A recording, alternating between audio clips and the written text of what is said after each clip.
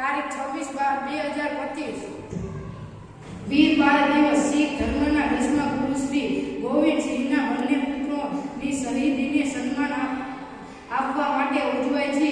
આજે એ જ તારીખ છે જે દિવસે તેમના નાના પુત્રો સાહેબ જાબા જોરાવર સિંહ અને સાહેબ જાબા ફતેહ સિંહને વજીર ખાને જીવતા દિવાલમાં ચણી લીધા હતા.